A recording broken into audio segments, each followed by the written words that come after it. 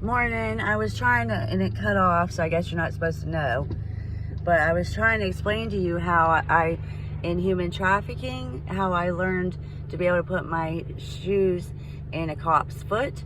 Because in human trafficking, they put their lives on the line every day for you.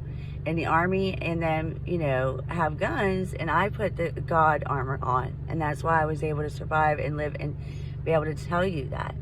Because not only that, I had to learn communication with no phone. So I also communicated with the police when I told them about human trafficking was going on. And also, I was working with them, I'm sure of it, by default from God, because as they were following me, I'm sure we got the criminals left and right on the way. And how I know that was the sign I had when I was pulled over by the police department and I thought the cartel was coming through the highway. That tells me that we were getting them. God was letting me know we was getting them. I just couldn't see that then. And I graduated 2.5 years over the Tuscarawas County Municipal Court, Recovery Court. I did 2.5 years of the Cobra Drug Court, and I graduated both. So that's like 4 years before the human trafficking. So I learned I have a degree. It just is not a normal degree. And they did give me my certificates for that. And whenever I was pulled over, or when they was at my mom's, and they didn't arrest me, and it proved that they changed for me, those are the behaviors I'm talking about that I know without words. And that's how I'm able to understand a cop's life without being one, as you would call it. As I done put myself in their shoes too. They love you. They don't want nothing to happen to you. They only have a certain amount of capabilities.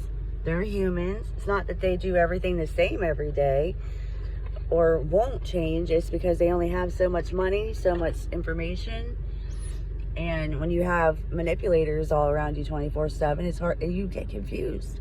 And that's why I was on the planet to teach you about cops. They're not that bad. They're loving people. They do make mistakes just like the rest of us do. And I was to let you understand that I've been in their shoes in a different kind of way. So that's what my human trafficking taught me. And because not only that, last night I had a horrible experience with a celebrity personality that I must have been upset about. As I know they're not all like that. That one makes the rest all bad, just like any other race, culture, or creed, And so that's how I understand it, different than other people.